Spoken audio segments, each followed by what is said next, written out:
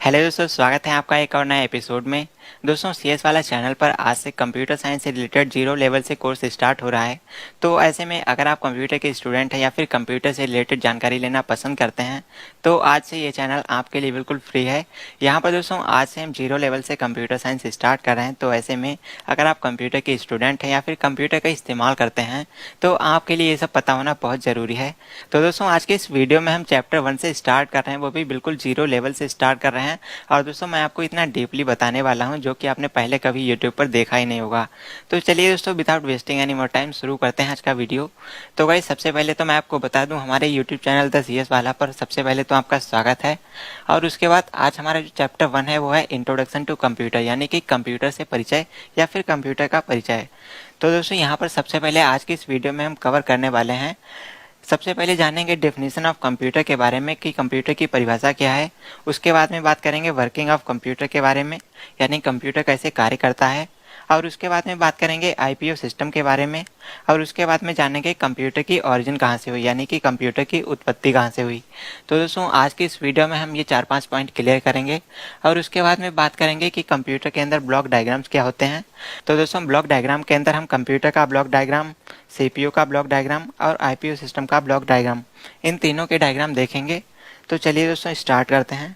तो दोस्तों सबसे पहले तो हम जानते हैं कि कंप्यूटर की परिभाषा क्या होती है। और उसके बाद में जानेंगे कंप्यूटर कैसे कार्य करता है, आईपीओ सिस्टम क्या होता है। और उसके बाद में जानते हैं कंप्यूटर की उत्पत्ति कैसे हुई। तो ये सब जानना है तो वीडियो को पूरा देखिएगा दोस्तों। वीडियो थोड़ा बड़ा जरूर है लेकिन दोस्तों आपको इतना डीपली बताया है कि इसके बाद आपको कहीं और कुछ भी देखने की आवश्यकता नहीं पड़ेगी। तो गाइस यहाँ पर परिभाषा के अंदर जो हमारी पहली परिभाषा लिखी गई है वह है दोस्तों, कंप्यूटर एक इलेक्ट्रॉनिक और प्रोग्रामेबल मशीन है, या कहें तो एक इलेक्ट्रॉनिक और प्रोग्रामेबल डिवाइस है जो आईपीओ सिस्टम पर, यानी कि इनपुट और उसके बाद प्रोसेस और उसके बाद में आउटपुट, ये दोस्तों एक प्रिंसिपल होता है जिस पर हमारा कंप्यूटर कार्य करता है। और इस प्रिंसिपल को हम लोग आईपीओ सिस्टम बोलते हैं। आईपीओ का मीनिंग होता है इनपुट, उसके बाद प्रोसेस और उसके बाद आउटपुट। तो इसी प्रिंसिपल पर हमारा कंप्यूटर काम करता है। तो चलिए जानते हैं आगे क्या लिखा है। तो यहाँ पर लिखा है आईपीओ सिस्टम के प्रिंसिपल पर वर्क करता है। और उसके बाद में लिखा है और यूजर द्वारा इनपुट किए गए डेटा पर प्रोसेस करके उसका परिणाम आउटपुट के रूप में दे देता है। और नीचे लिखा है उस डिवाइस को हम लोग कंप्यूटर कहते हैं।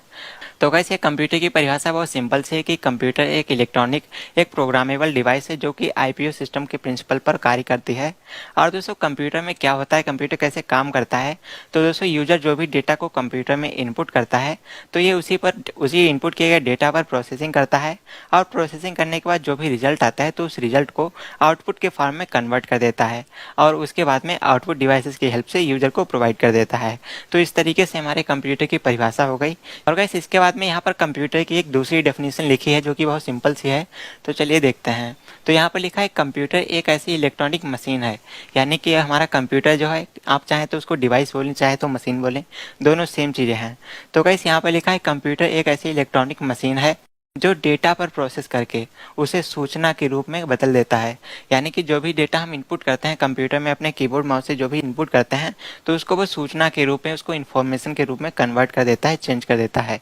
और गाइस उसके बाद में नीचे एक छोटी सी विशेषता लिखी है जो कि यहाँ पर यह है। और इस डिवाइस की विशेषता ये है कि ये इंस्ट्रक्शंस को, यानी कि निर्देशों के समूह को अच्छी तरीके से, यानी कि वेल डिफाइंड तरीके से परिभाषित करते हुए जो आप कमांड देते हैं उन कमांड्स का रिप्लाई करता है, उन कमांड्स का जवाब देता है।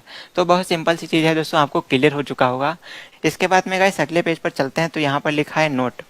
तो अगर आप कंप्यूटर के स्टूडेंट हैं तो आपको इसके बारे में पता होना बहुत ज़रूरी है।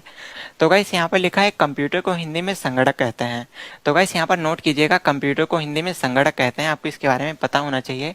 और दोस्तों उसके बाद लिखा है और जब कंप्यूटर के साथ में printer, monitor, keyboard, mouse, speaker जैसी डिवाइसेस जो भी होती हैं जो कंप्यूटर के साथ में कनेक्ट रहती हैं, तो ऐसे में वो डिवाइसेस जब कंप्यूटर के साथ में अटैच होती हैं, जुड़ी होती हैं, तो ऐसे में जो हमारा कंप्यूटर होता है वो एक कंप्यूटर ना होकर के एक सिस्टम बन जाता है। वहाँ पर काफ़ी सारे डिवाइसेस जुड़ जाते हैं तो ऐसे में वो सिस्टम बन जाता है। तो ऐसे में उसको हम कंप्यूटर नहीं बोलते हैं, उसको हम सिस्टम बोलते हैं। तो यहाँ पर दोस्तों नीचे लिखा हुआ है, उसको हम लोग कंप्यूटर सिस्टम कहते हैं या फिर एक कंप्लीट कंप्यूटर कहते हैं। उसके बाद में दोस्तों आगे चलते हैं। तो यहाँ पर लिखा है और कंप्यूटर का प्रयोग करने वाले व्यक्ति को यूजर, कंप्यूटर का इस्तेमाल करने वाले व्यक्ति को यूजर कहते हैं, ठीक है। यानी कि अगर आप कंप्यूटर का इस्तेमाल करें तो ऐसे में आप भी कंप्यूटर यूज़र हैं। अगर आपके पास में कोई व्यक्ति बैठा है वो कंप्यूटर का इस्तेमाल करता है तो ऐसे में वो भी एक कंप्यूटर यूज़र है। तो यहाँ पर लिखा हुआ है कि कंप्यूटर का प्रयोग करने वाले व्यक्ति को यूज़र तथा कंप्यूटर सिस्टम को पीसी अर्थात पर्सनल कंप्यूटर कहते हैं। अब दोस्तों जो आपका कंप्यूटर होता है फिर भले वो आपका लैपटॉप हो, डेस्कटॉप हो, मॉनिटर हो या फिर सीआरटी मॉनिटर हो, तो ऐसे में वो आपका मॉनिटर या फिर लैपटॉप डेस्कटॉप नहीं होता है, उसको हम लोग कंप्यूटर सिस्टम बोलते हैं। और अगर आप उसको रोजाना लाइफ में इस्तेमाल करते हैं वो आपका पर्सनल कंप्यूटर है, तो ऐसे में उसको हम लोग पीसी भी बोलते हैं और पीसी का पूरा नाम होता है पर्सनल कंप्यूटर। तो ऐसे में आपको ये पता होना चाहिए कि अगर आप कंप्यूटर का इस्तेमाल करते हो तो ऐसे में आप एक कंप्यूटर यूजर हो, और जो आपका कंप्यूटर होता है उसको हम लोग पर्सनल कंप्यूटर बोलते हैं, क्योंकि वो आपका कंप्यूटर होता है, आप उसमें अपने डेटा को सेव करते हो, आप ही उसका इस्तेमाल करते हो, तो इसीलिए उसको पीसी या फिर पर्सनल कंप्यूटर भी बोलते हैं। तो दोस्तों अब तक हमने कंप्यूटर की डेफिनेशन क्लियर कर ली है, और उसके बाद में मैंने एक नोट में आपको बताया कि हमारे जो कंप्यूटर होता है उसको हिंदी में संगणक कहते हैं, और जो हमारा कंप्यूटर यूजर होता है, जो भी कंप्यूटर का इस्तेमाल करता है उसको हम लोग कंप्यूटर यूजर कहते हैं। जो हमारा कंप्यूटर सिस्टम होता है उसको हम लोग पीसी भी बोलते हैं। तो यहाँ तक हमने क्लियर कर लिया है। इसके बाद में बात करते हैं अगले पॉइंट के बारे में, जो कि लिखा है वर्किंग ऑफ अ कंप्यूटर, यानी कि कंप्यूटर कैसे कार्य करता है। तो आपको बताया, ऊपर परिभाषा में आपको बताया था कि कंप्यूटर हमारा आईपीओ सिस्टम के प्रिंसिपल पर कार्य करता है। तो आईपीओ सिस्टम क्या होता है? इनपुट, प्रोसेस और आउटपुट। तो चलिए इसके बारे में जानते हैं कि हमारा कंप्यूटर कैसे काम करता है। तो यहाँ पर लिखा है कंप्यूटर निम्नलिखित 4 ऑपरेशंस पर कार्य करता है, यानी कि कंप्यूटर के अंदर 4 संक्रियाएं होती हैं जिनके बेसिस पर वो काम करता है। तो चलिए जानते हैं। तो यहाँ पर पहला ऑपरेशन लिखा गया है इनपुट। सबसे पहला है इनपुट, उसके बाद में प्रोसेस, और उसके बाद में आउटपुट, और उसके बाद में स्टोरेज। तो दोस्तों यहाँ पर जो आपका इनपुट होता है, प्रोसेस होता है और आउटपुट होता है, ये तीनों मिलकर के आईपीओ सिस्टम को कंप्लीट करते हैं। और जो चौथा होता है स्टोरेज, ये हमारा अलग से आता है, तो ये आईपीओ के अंदर इंक्लूड नहीं होता है, आपको ये पता होना चाहिए। तो गाइस जो हमारा इनपुट होता है, प्रोसेस होता है, ये आउटपुट, ये तीनों मिलकर के आईपीओ सिस्टम बनाते हैं जिनके प्रिंसिपल पर हमारा कंप्यूटर काम करता है। तो चलिए इन तीनों के बारे में जानते हैं कि इनपुट क्या होता है, प्रोसेस क्या होता है और आउटपुट क्या होता है। तो चलिए तीनों के बारे में जानते हैं। तो गाइस यहाँ पर हमारा सबसे पहले बात करते हैं इनपुट के बारे में। तो इनपुट क्या होता है? यहाँ पर लिखा है इनपुट एक ऐसा माध्यम है, यानी कि इनपुट एक ऐसा मीडियम है जिसकी हेल्प से कंप्यूटर में डेटा को भेजा जाता है। यानी कि दोस्तों इनपुट एक ऐसा माध्यम होता है, एक ऐसा जरिया होता है जो कि यूजर का डेटा कंप्यूटर के अंदर भेजता है। ठीक है, तो यहाँ पर लिखा है यूजर के अंदर डेटा को भेजता है, और इस प्रोसेस को पूरा करने वाली डिवाइसेस को इनपुट डिवाइस कहते हैं। यानी कि यूजर जो भी डेटा को इनपुट करता है कंप्यूटर के अंदर, तो ऐसे में जिन डिवाइसेस की सहायता से डेटा को इनपुट करता है उन डिवाइसेस को हम लोग इनपुट डिवाइस कहते हैं। अब इनपुट डिवाइस के अंदर जैसे हमारा कीबोर्ड होता है, माउस होता है, इस तरीके से कीबोर्ड माउस का इस्तेमाल करके हम लोग कंप्यूटर के अंदर डेटा को इनपुट करते हैं, तो उनको हम लोग इनपुट डिवाइस बोलते हैं। और दोस्तों उसके बाद में लिखा है कंप्यूटर में कीबोर्ड और माउस को कंप्यूटर की मेन इनपुट डिवाइस कहा जाता है। दोस्तों ये पॉइंट आप नोट कर लीजिए कि कंप्यूटर के अंदर जो भी इनपुट डिवाइस होते हैं उनके अंदर कुछ मेन इनपुट डिवाइस होते हैं, और जो आउटपुट डिवाइस होते हैं उनके अंदर कुछ मेन आउटपुट डिवाइस होते हैं। तो इनपुट डिवाइस जो होते हैं उनके अंदर हमारा कीबोर्ड और माउस आता है। कीबोर्ड और माउस अगर आप अपने कंप्यूटर से निकाल देते हैं तो ऐसे में आपका कंप्यूटर काम नहीं करेगा, क्योंकि उसके अंदर आप कोई भी डेटा को इनपुट नहीं कर पाएंगे। तो ऐसे में दोस्तों आपको नोट करना है कि यहाँ पर जो हमारा प्रिंटर, ये कीबोर्ड होता है और माउस होता है, ये दोनों दोस्तों मेन कंप्यूटर के इनपुट डिवाइस होते हैं। और इसी तरीके से अगर बात करें आउटपुट डिवाइस की, तो दोस्तों आउटपुट डिवाइसेस में जैसे हमारा मॉनिटर होता है और प्रिंटर होता है, ये दो मेन आउटपुट डिवाइस होते हैं। तो यहाँ पर आपको हमेशा ध्यान रखना है, जब बात आए इनपुट की तो कीबोर्ड माउस, बात आए आउटपुट की तो ऐसे में प्रिंटर और मॉनिटर। तो ये हमारे मेन आउटपुट और इनपुट डिवाइस होते हैं। इसके बाद में नीचे लिखा है कि इसके अलावा कई और भी इनपुट डिवाइसेस होते हैं। तो चलिए एक और भी इनपुट डिवाइसेस के बारे में जानते हैं। तो गाइस यहाँ पर चलते हैं अगले पेज पर। तो यहाँ पर एग्जांपल लिखे गए हैं कई सारे इनपुट डिवाइसेस के। तो जैसे कि दोस्तों हमारा जॉयस्टिक होता है, ये भी एक इनपुट डिवाइस है। ट्रैक बॉल होता है, ये एक इनपुट डिवाइस है। लाइट पेन है, स्कैनर है, OMR सीट है, OCR सीट है, और दोस्तों MICR है। MICR का पूरा नाम होता है magnetic ink character recognition. OMR का होता है ऑप्टिकल मार्क रीडर, और OCR का होता है ऑप्टिकल कैरेक्टर रीडर। तो गाइस इनके बारे में भी आपको पता होना चाहिए। और उसके अलावा बारकोड रीडर है, ये भी इनपुट डिवाइस है। डिजिटाइजर होता है, और इसके अलावा जो माइक्रोफोन होता है, माइक होती है हमारी, जैसे कि दोस्तों मैंने ये माइक लगा रखा है तो भी एक हमारा इनपुट डिवाइस है। और इसके अलावा वॉइस रिकॉग्नाइजर होता है, और वेब कैमरा होता है, वीडियो कैमरा होता है। और इसके अलावा दोस्तों जैसे हमारी पेन ड्राइव होती है, कार्ड रीडर होता है, DVD होती है, CD होती है, या फिर ब्लूरे डिस्क होती है, या फिर दोस्तों फ्लॉपी डिस्क होती है, हार्ड डिस्क होती है, या फिर हमारा वाईफाई डोंगल होता है। तो ये सारे एग्जाम्पल मैंने लिख दिए हैं दोस्तों, ये सारे के सारे इनपुट डिवाइस होते हैं। आप इनका स्क्रीनशॉट ले सकते हैं और अपनी कॉपी में भी नोट कर सकते हैं।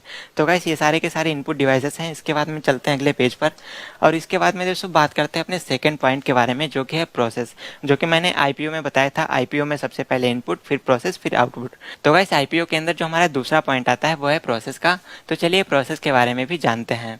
तो गाइस यहाँ पर लिखा है प्रोसेस वो माध्यम है, यानी कि प्रोसेस वो मीडियम है जो इनपुट किए गए डेटा को प्रक्रिया करके, यानी कि उसके अंदर ऑपरेशंस करता है, कैलकुलेशंस करता है, गणनाएं करता है। तो ऐसे में दोस्तों उसके अंदर ऑपरेशंस करके उसको सूचना में बदल देता है, उसको हम लोग प्रोसेस कहते हैं। और गाइस उसके बाद में लिखा है कंप्यूटर सिस्टम में जब यूजर डेटा को इनपुट करता है तब कंप्यूटर उस डेटा को सीपीयू में भेज देता है। सबसे पहले दोस्तों आईपीयू सिस्टम में क्या होता है, सबसे पहले इनपुट डिवाइसेस की सहायता से यूजर कंप्यूटर के अंदर डेटा को इनपुट करता है, और उसके बाद जो भी डेटा यूजर इनपुट करता है तो इनपुट किए गए डेटा को सीपीयू में भेज दिया जाता है। कंप्यूटर सीपीयू को भेज देता है और सीपीयू फिर उसमें प्रोसेस करता है, और प्रोसेस करने के बाद उसमें जो रिजल्ट आता है उसको आउटपुट डिवाइस को भेज देता है। बस इस तरीके से हमारा कंप्यूटर काम करता है। तो यहाँ पर लिखा है, और फिर उसके बाद सीपीयू उस डेटा को प्रोसेस करता है, यानी कि उसके अंदर कैलकुलेशंस करता है, ऑपरेशंस करता है, गणनाएं करता है, और फिर डेटा को अर्थपूर्ण बना देता है, यानी कि उसमें मीनिंग आ जाती है, कुछ उसका सेंस आ जाता है, तो उसको मीनिंगफुल बना देता है, और मीनिंगफुल बनाकर उसको सूचना के फॉर्म में कन्वर्ट कर देता है, यानी कि चेंज कर देता है। और दोस्तों उसके बाद में लिखा है इनपुट डिवाइसेस जो कंप्यूटर में डेटा को इनपुट करती हैं वो कच्चा माल, यानी कि रॉ मटेरियल की फॉर्म में कंप्यूटर के अंदर जाता है। अब दोस्तों आपको पता होना चाहिए यूजर जो भी डेटा को इनपुट करता है, भले वो कीबोर्ड से करे या फिर माउस से करे, तो जो डेटा कंप्यूटर के अंदर जाता है वो कच्चे माल की तरह आता है, यानी कि रॉ मटेरियल की तरह, यानी कि उसका कोई भी सेंस नहीं, वो आड़ा तिरछा उल्टा सीधा कैसा भी हो सकता है।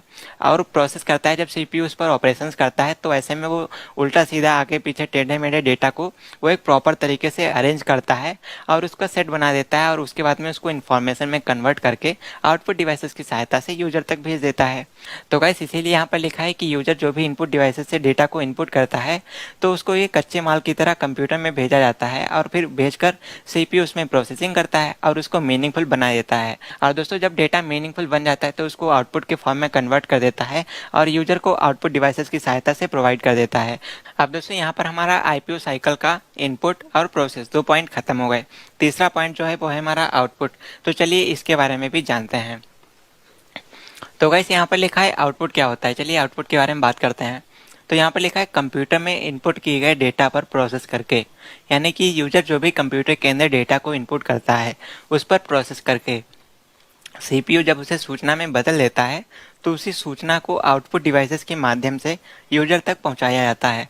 यह मैंने आपको भी पहले भी बताया था कि जो भी डेटा को कंप्यूटर में इनपुट किया जाता है उस पर सीपीयू प्रोसेस करता है, और प्रोसेस करने के बाद उसको सूचना में कन्वर्ट कर देता है, और उसी सूचना को आउटपुट डिवाइसेस की सहायता से यूजर तक पहुंचाया जाता है।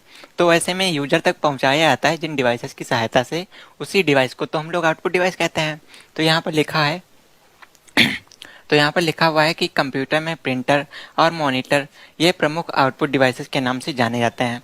ऊपर मैंने आपको इनपुट के अंदर बताया था कि इनपुट के अंदर keyboard mouse input main device होते हैं। इसी तरीके से दोस्तों आउटपुट डिवाइसेस में हमारा जो मॉनिटर होता है और प्रिंटर होता है, ये दोनों दोस्तों मेन आउटपुट डिवाइस होते हैं। तो आपको इसके बारे में भी पता होना चाहिए। इसके बाद में दोस्तों चलते हैं अगले पॉइंट पर। अब दोस्तों जैसे मैंने आपको इनपुट डिवाइसेस के अंदर काफ़ी सारी डिवाइसेस बताई थी, उसी तरीके से दोस्तों आउटपुट डिवाइसेस के काफ़ी सारे एग्जांपल लिखे गए हैं। जैसे कि दोस्तों हमारा प्लॉटर होता है, स्पीकर होता है, या फिर स्पीच सिंथेसाइजर होता है, या फिर माइक्रोफिल्म होती है। तो ये सारे एग्जाम्पल दिए गए हैं हमारे आउटपुट डिवाइसेस के। आई होप आपको क्लियर हो चुका होगा। तो दोस्तों यहाँ पर हमने इनपुट, प्रोसेस और आउटपुट तीनों के बारे में बात कर ली, यानी कि यहाँ पर हमारा आईपीओ सिस्टम खत्म हो गया, आईपीओ का काम सारा खत्म हो गया। अब जो हमारा लास्ट पॉइंट वहाँ पर बचा था 4th नंबर का, वो था स्टोरेज, यानी कि स्टोरेज क्या होती है। चलिए बात करते हैं स्टोरेज के बारे में।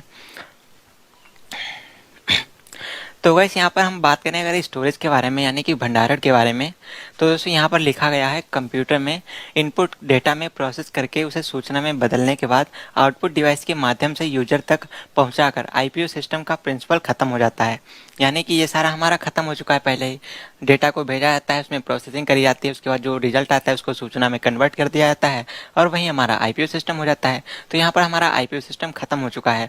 लेकिन पॉइंट जो है वो है हमारा स्टोरेज का, यानी कि भंडारण का। तो आईपीयू सिस्टम में या फिर हमारे कंप्यूटर के अंदर भंडारण का क्या काम है। तो दोस्तों यहाँ पर लिखा गया है कि कई बार यूजर को आउटपुट में मिले डेटा या फिर सूचना को भविष्य में फिर से प्रयोग करने के लिए उसको सुरक्षित रखने की आवश्यकता पड़ती है, और इसी आवश्यकता को पूरा करने के लिए हमारे कंप्यूटर सिस्टम के अंदर स्टोरेज डिवाइसेस का इस्तेमाल किया जाता है। तो गाइस इसका बहुत सिंपल सा मीनिंग है कि दोस्तों जो हमारा आउटपुट आता है, तो कई बार ऐसा भी होता है हमारे पास कुछ ऐसे फाइल या फिर डॉक्यूमेंट आ जाते हैं जिनको हमको बाद में आगे यूज करना होता है, फ्यूचर में यूज करना होता है, या फिर आपको उसको सुरक्षित रखना होता है। तो ऐसे में उसको कहाँ सेव करेंगे? या तो आप एक्सटर्नल हार्ड डिस्क में सेव करेंगे। अगर वो गुम हो गई तो ऐसे में आपका डेटा भी लॉस हो जाएगा। तो इसीलिए कंप्यूटर के अंदर ही स्टोरेज डिवाइसेस का इस्तेमाल किया जाता है ताकि आप कंप्यूटर के अंदर कोई भी डेटा को सेव कर सकें, उसको फ्यूचर में यूज कर सकें, बाद में उसको किसी के साथ भी शेयर कर सकें, उसको कॉपी कट पेस्ट कर सकें या फिर उसमें एडिट कर सकें, उसको रीड कर सकें। तो इसके लिए हमारे कंप्यूटर के अंदर स्टोरेज डिवाइसेस का इस्तेमाल किया जाता है और इसकी सहायता से हम अपने कंप्यूटर के अंदर बहुत सारे डेटा को स्टोर कर सकते हैं। तो यहाँ पर लिखा है कंप्यूटर के सीपीयू में हार्ड डिस्क या फिर फ्लॉपी डिस्क जैसी स्टोरेज डिवाइसेस का इस्तेमाल किया जाता है डेटा को सेव करने के लिए, और इन स्टोरेज डिवाइसेस में भारी मात्रा में डेटा को सेव किया जा सकता है। वेरी सिंपल दोस्तों कि कंप्यूटर जो होता है, हमारा जो सीपीयू होता है, उसके अंदर या तो हार्ड डिस्क लगाई जाती है या तो फ्लॉपी डिस्क लगाई जाती है। तो दोस्तों जो फ्लॉपी डिस्क हुआ करते थे वो तो हमारे पहले के कंप्यूटर्स में लगाए जाते थे, वहाँ पर उनका यूज होता था। उनके अंदर दोस्तों डेटा थोड़ा कम मात्रा में स्टोर हो पाता था। उसके बाद में हार्ड डिस्क का इस्तेमाल किया गया। हार्ड डिस्क के अंदर आप बहुत मात्रा में डेटा को स्टोर कर सकते हैं। यहाँ पर लिखा गया है कि भारी मात्रा में आप अपने डेटा को स्टोर कर सकते हैं। और दोस्तों उसके बाद में जो आज की टेक्नोलॉजी चल रही है वहाँ पर दोस्तों हार्ड डिस्क का चलन भी खत्म हो गया है। अब दोस्तों हमारे डेटा को स्टोर करने के लिए कंप्यूटर्स के अंदर एसएसडी का इस्तेमाल किया जाता है। एसएसडी का पूरा नाम होता है सॉलिड स्टेट ड्राइव। तो उसी का इस्तेमाल किया जाता है डेटा को सेव करने के लिए। तो गाइस यहाँ पर लिखा है कि कंप्यूटर यूजर को डेटा को फ्यूचर में सेव करने के लिए, रीराइट करने के लिए, कॉपी पेस्ट करने के लिए या किसी दूसरे यूजर को शेयर करने के लिए हमारे कंप्यूटर के सीपीयू के अंदर हार्ड डिस्क या फिर फ्लॉपी डिस्क का इस्तेमाल किया जाता है ताकि हम अपने डेटा को सेव कर सकें। वेरी सिंपल दोस्तों। तो चलिए चलते हैं अगले पेज पर। अब दोस्तों यहाँ पर लिखा है कि कंप्यूटर में डेटा को स्टोर करने के लिए कुछ महत्वपूर्ण स्टोरेज डिवाइसेस निम्नलिखित हैं। कंप्यूटर में काफ़ी डिवाइसेस होते हैं जिनके अंदर आप डेटा को स्टोर कर सकते हैं। तो उनमें से कुछ जो मेन इंपॉर्टेंट डिवाइसेस हैं वो यहाँ पर लिखे हुए हैं। तो चलिए इनके बारे में जानते हैं। तो गाइस सबसे पहले यहाँ पर डिवाइस आती है मेमोरी कार्ड, उसके बाद pen drive, hard disk drive या फिर फ्लॉपी डिस्क ड्राइव या फिर सॉलिड स्टेट ड्राइव या फिर मैग्नेटिक टेप। ये सारी जो भी डिवाइसेस हैं इनके अंदर आप बहुत सारी मात्रा में डेटा को स्टोर कर सकते हैं। ह्यूज क्वांटिटी में इनके अंदर आप डेटा को स्टोर कर सकते हैं। इसके अलावा भी दोस्तों काफ़ी सारे डिवाइसेस होते हैं, जैसे कि दोस्तों कॉम्पैक्ट डिस्क यानी कि सीडी होता है। इसके अलावा ब्लू-रे डिस्क होता है, इसके अंदर आप 50 जीबी तक का डेटा स्टोर कर लेते हैं। और उसके अलावा दोस्तों डिजिटल वीडियो डिस्क होता है या फिर डिजिटल वर्सेटाइल डिस्क होता है जिसको हम लोग डीवीडी बोलते हैं, उसके अंदर भी आप डेटा को स्टोर कर सकते हैं। और इसके अलावा दोस्तों रैम होती है, रोम होती है या फिर मेमोरी होते हैं, इनके अंदर भी डेटा को स्टोर किया जाता है। और इसके अलावा कैशे मेमोरी होती है इसके अंदर भी आप डेटा को स्टोर करते हैं। तो गाइस ये बहुत सारे एग्जांपल दिए गए हैं स्टोरेज डिवाइसेस के। आप चाहें तो इसका भी स्क्रीनशॉट ले सकते हैं और इनका फ्यूचर में आप इस्तेमाल भी कर सकते हैं। इसके बाद में चलते हैं दोस्तों अगले पेज पर। अब दोस्तों बात करते हैं ब्लॉक डायग्राम्स के बारे में। तो दोस्तों ब्लॉक डायग्राम के अंदर हमने आईपीयू सिस्टम को लिया है, सीपीयू को लिया है और कंप्यूटर को लिया है। तीनों के बारे में ब्लॉक डायग्राम देखेंगे और इनके बारे में समझेंगे। तो चलिए जानते हैं। तो गाइस सबसे पहले हम बात करते हैं आईपीयू सिस्टम के बारे में। तो आईपीयू के बारे में मैंने बहुत डीपली आपको बता दिया है, लेकिन फिर भी आप एक नज़र डाल लीजिए। तो गाइस आईपीयू सिस्टम में सबसे पहले आप जो भी डेटा को इनपुट करते हैं, इनपुट किए गए डेटा को प्रोसेस करने के लिए सीपीयू के अंदर भेजा जाता है। सीपीयू उसमें प्रोसेसिंग करता है, प्रोसेस करके जो भी रिजल्ट आता है उसको सूचना में कन्वर्ट कर देता है और वो आउटपुट को दे देता है, यानी कि आउटपुट डिवाइसेस को सप्लाई कर देता है। तो गाइस बहुत सिंपल सा आईपीयू सिस्टम आप एक पेज में देख सकते हैं। अब यहाँ पर आईपीयू के अंदर जो आई होता है उसका मीनिंग होता है इनपुट, पी होता है उसका मीनिंग होता है प्रोसेस, ओ होता है उसका मीनिंग होता है आउटपुट। अब दोस्तों आईपीयू सिस्टम में जो इनपुट होता है यानी कि जो ये वाला बॉक्स है, यहाँ पर दोस्तों आप कीबोर्ड या फिर माउस की सहायता से डेटा को इनपुट कर सकते हैं कंप्यूटर के अंदर। और उसके बाद में प्रोसेस करने के लिए हमारा जो सीपीयू होता है, आप सीपीयू से प्रोसेसिंग करवाते हैं अपने डेटा में। और उसके बाद में जो आपका रिजल्ट आता है, जो आउटपुट आता है, वो आपका प्रिंटर या फिर मॉनिटर जैसी आउटपुट डिवाइसेस की सहायता से आता है। तो इस तरीके से दोस्तों हम अपने कंप्यूटर के अंदर आईपीयू को एक्सप्लेन करते हैं या फिर आईपीयू सिस्टम को समझते हैं। तो गाइस आप चाहें तो इसका भी स्क्रीनशॉट ले सकते हैं। और इसके बाद में दोस्तों बात करते हैं हमारे अगले टॉपिक पर, यानी कि अगले ब्लॉक डायग्राम पर। तो दोस्तों यहाँ पर हम बात कर लेंगे सीपीयू के बारे में और उसके बाद में बात करेंगे हमारे कंप्यूटर के बारे में। तो चलिए जानते हैं। तो गाइस हमारे सीपीयू के बारे में पहले बात करते हैं। तो यहाँ पर क्या होता है दोस्तों, सीपीयू कैसे काम करता है। सबसे पहले तो इनपुट डिवाइसेस लगे होते हैं और इनपुट डिवाइसेस की सहायता से डेटा को कंप्यूटर में इनपुट किया जाता है, सीपीयू में भेजा जाता है। सीपीयू के अंदर दोस्तों 3 पार्ट होते हैं, एक तो कंट्रोल यूनिट होता है और दूसरा एरिथमेटिक लॉजिक यूनिट होता है और तीसरा मेमोरी यूनिट होता है। कंट्रोल यूनिट के अंदर आप अपने सीपीयू की जो हार्डवेयर होते हैं उनको दोस्तों कंट्रोल किया जाता है, या मदरबोर्ड पर वोल्टेज को सप्लाई करना या फिर किस पार्ट को कितनी वोल्टेज देना, जैसे काम हमारा कंट्रोल यूनिट करता है। ये हमारे सीपीयू के अंदर लगा होता है, मदरबोर्ड पर होता है। तो इसमें काफ़ी सारे डिवाइसेस होते हैं। उसके बाद अरिथमेटिक लॉजिक यूनिट, ये दोस्तों डायरेक्ट हमारे माइक्रो प्रोसेसर पर आ जाता है या कहे तो प्रोसेसर पर आ जाता है। इसके अंदर दोस्तों क्या होता है, जो भी मैथमेटिकल इक्वेशंस होती हैं या फिर कैलकुलेशंस होती हैं, वो कैलकुलेशंस वाला जो पोर्शन होता है वो दोस्तों एएलयू करता है, यानी कि अरिथमेटिक एंड लॉजिक यूनिट करता है। और उसके बाद में तीसरा यूनिट आता है मेमोरी यूनिट। इसके अंदर दोस्तों मेमोरी को शेयर किया जाता है और मेमोरी से रिलेटेड सारे काम होते हैं। अब दोस्तों यहाँ पर आप जो भी डेटा को कंप्यूटर के सीपीयू में इनपुट करते हैं तो एएलयू उस पर ऑपरेशंस करता है, कैलकुलेशंस करता है और उसके बाद जो रिजल्ट आता है उसको आउटपुट डिवाइसेस को शेयर कर देता है, यानी कि उसको बांट देता है या कहें तो उसके पास भेज देता है।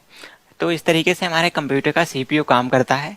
और दोस्तों सीपीयू का पूरा नाम होता है सेंट्रल प्रोसेसिंग यूनिट, आपको इसके बारे में भी पता होना चाहिए। तो कंप्यूटर में सीपीयू का पूरा नाम होता है सेंट्रल प्रोसेसिंग यूनिट। और गाइस इसके बाद में बात करते हैं हम अपने अगले पार्ट के बारे में, या कहें तो कंप्यूटर के ब्लॉक डायग्राम के बारे में। तो गाइस इसमें बिल्कुल सेम रहता है। यहाँ पर दोस्तों क्या होता है, यहाँ पर दोस्तों जैसे हमारा आईपीयू सिस्टम काम करता है, यहाँ पर दोस्तों आईपीयू सिस्टम काम करता है और यहाँ पर हमारा पूरा कंप्यूटर होता है। आईपीयू में दोस्तों इनपुट प्रोसेस आउटपुट होता है, इनपुट और प्रोसेस और आउटपुट होता है।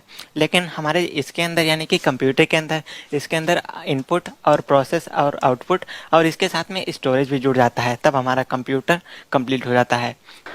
तो गाइस कंप्यूटर में क्या होता है, कंप्यूटर में डेटा को इनपुट किया जाता है इनपुट डिवाइसेस की सहायता से और उसके बाद में ये डेटा सीपीयू के अंदर आता है। सीपीयू डेटा भेजता है स्टोरेज यूनिट के अंदर और ये स्टोरेज यूनिट के साथ में डेटा को आउटपुट डिवाइसेस को भी शेयर कर देता है, ताकि आउटपुट भी मिल जाता है और साथ में डेटा इसके पास भी चला जाता है और ये मैग्नेट हमारे स्टोरेज डिवाइस के अंदर सेव हो जाता है, जैसे हार्ड डिस्क या फिर फ्लॉपी के अंदर। तो इस तरीके से दोस्तों ब्लॉक डायग्राम होते हैं, आप चाहें तो स्क्रीनशॉट ले सकते हैं। इस तरीके से हमारा कंप्यूटर और सीपीयू काम करता है। इसके बाद में दोस्तों बात करते हैं अगले टॉपिक पर, अगले पेज पर। तो ये आज का ये जो हमारा सबसे लास्ट हेडिंग है, जो कि है ओरिजिन ऑफ कंप्यूटर, यानी कि कंप्यूटर की उत्पत्ति कहाँ से हुई, कंप्यूटर हमारा कैसे बना। तो गाइस यहाँ पर लिखा है कंप्यूटर शब्द कंप्यूट शब्द से मिलकर के बना है, जिसका सामान्य सा अर्थ है गणना करना। दोस्तों कंप्यूटर वर्ड होता है वो हमारे कंप्यूट वर्ड से मिलकर बना है और कंप्यूट का मीनिंग होता है गणना करना, कैलकुलेशंस करना।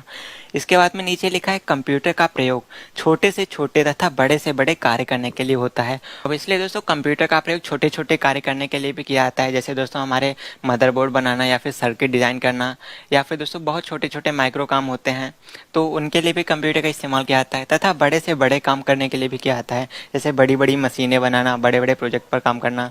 तो छोटे बड़े कामों के लिए हमारे कंप्यूटर का इस्तेमाल किया जाता है। उसके बाद में लिखा है चूँकि कंप्यूटर एक इलेक्ट्रॉनिक मशीन है, ये अपनी गणनाएं मशीनी भाषा में करता है। तो अब इसलिए दोस्तों कंप्यूटर एक इलेक्ट्रॉनिक डिवाइस है, तो वो अपने कैलकुलेशंस, अपनी प्रोग्रामिंग, अपने प्रोसेसिंग खुद की भाषा में करेगा। वो हमारी हिंदी लैंग्वेज या फिर हमारी इंग्लिश लैंग्वेज नहीं समझता है। तो आज का जो हमारा लास्ट पेज है यहाँ पर देखते हैं। तो गाइस यहाँ पर लिखा हुआ है कि कंप्यूटर हमारी तरह हिंदी या फिर इंग्लिश जैसी भाषाओं का प्रयोग नहीं करता, उसकी खुद की भाषा होती है जिसे हम मशीनी भाषा कहते हैं। सिंपल सी बात है दोस्तों, कंप्यूटर हमारी तरह बात नहीं करता है, वो हिंदी इंग्लिश नहीं जानता, उसकी मशीनी भाषा होती है। जैसे हम लोग 01 बोलते हैं, आपको पता होगा। तो दोस्तों उसी तरीके से कंप्यूटर की जो मशीनी भाषा होती है वो उसी में अपने सारे काम करता है। उसके बाद लिखा है यूजर जो डेटा को कंप्यूटर में इनपुट करता है, कंप्यूटर उसे मशीनी भाषा के रूप में ग्रहण करता है। आप चाहें कुछ भी वर्ड लिखें, हिंदी में लिखें, इंग्लिश में लिखें, फ़र्क नहीं पड़ता। कंप्यूटर के अंदर जो भी डेटा आपका जाएगा वो सिर्फ 0 और 1 में जाएगा, जिसको हम लोग मशीनी भाषा बोलते हैं, आपको पता होगा। उसके बाद में दोस्तों लिखा है और उसी 0 और 1 में प्रोसेसिंग करता है। मतलब दोस्तों आप जो भी डेटा को इनपुट करते हैं वो कंप्यूटर के अंदर 01 की फॉर्म में जाता है और उसी में प्रोसेसिंग होती है, और उसके बाद जो रिजल्ट आता है वो भी आपको 01 में ही मिलता है, लेकिन आपके समझने लायक कंप्यूटर उसको बना देता है, यानी कि उसको हिंदी इंग्लिश में कन्वर्ट कर देता है। तो कंप्यूटर मशीन के अंदर जितने भी काम होते हैं वो सब 01 में ही होते हैं, और आपको जो बाहर दिखाया जाता है वो कुछ और होता है और आप जो इनपुट करते हैं वो कुछ और होता है। तो जो आप इनपुट और आउटपुट में मिलता है वो अलग होता है, और जो प्रोसेसिंग में 01 पर होता है वो अलग होता है। और दोस्तों उसके बाद में एक बहुत ही इंपॉर्टेंट पॉइंट लिखा है जो कि हर एक कंप्यूटर के स्टूडेंट को, हर एक कंप्यूटर यूजर को पता होना चाहिए, जो कि दोस्तों यहाँ पर लिखा हुआ है, आप इसको अंडरलाइन कर लीजिए, नोट कर लीजिए कि बाइनरी अंक जो कि 0 और 1 होते हैं, जिनको हम लोग बाइनरी नंबर बोलते हैं, बाइनरी डिजिट बोलते हैं, जो कि 0 और 1 होते हैं। तो यहाँ पर लिखा है बाइनरी अंक को कंप्यूटर की भाषा में पल्स कहते हैं। आपको ये पता होना चाहिए दोस्तों, कंप्यूटर की भाषा में बाइनरी नंबर्स को पल्स कहा जाता है। यहाँ पर लिखा हुआ है पल्स। तो गाइस पल्स कहते हैं इसको प्रोग्रामिंग लैंग्वेज में या कंप्यूटर की लैंग्वेज में, इसको पल्स कहते हैं। आप कभी भी 0 1 मत बोलिएगा, वरना आपकी इंसल्ट हो सकती है। तो गाइस आपको क्या बोलना है, आपको पल्स बोलना है। तो आई होप दोस्तों अब आपको क्लियर हो चुका होगा कि हमारा कंप्यूटर क्या होता है, कंप्यूटर की परिभाषा क्या होती है, और इसके बाद में बात करें आईपीयू सिस्टम क्या होता है, ब्लॉक डायग्राम क्या होते हैं, उसके बाद में बात कर ले कि कंप्यूटर की ओरिजिन क्या होती है। आप दोस्तों आज के इस वीडियो के लिए बस इतना ही। कल के वीडियो में हम बात करेंगे कंप्यूटर की विशेषताओं के बारे में, यानी कि कैरेक्टरिस्टिक्स ऑफ कंप्यूटर। आज वाला वीडियो दोस्तों हमारा एपिसोड नंबर 1 है, कल वाला वीडियो एपिसोड नंबर 2 होगा। और दोस्तों आज का ये वीडियो देखने के लिए और 10 CS वाला से जुड़े रहने के लिए आपका बहुत बहुत धन्यवाद।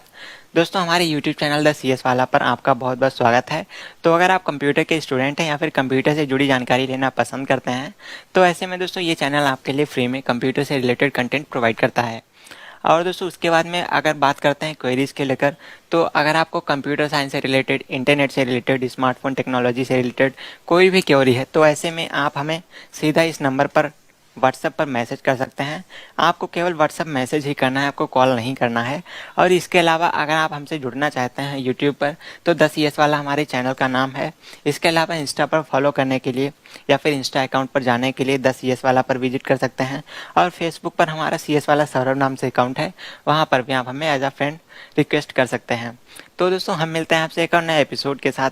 वैसे आज का वीडियो आपको कैसा लगा कमेंट करके ज़रूर बताइएगा, और अगर आपके मन में कोई सवाल हो तो उसको कमेंट बॉक्स में ज़रूर से लिखिएगा। तो मिलते हैं आपसे एक और नए वीडियो के साथ, तब तक के लिए ध्यान रखिएगा अपना। नमस्कार।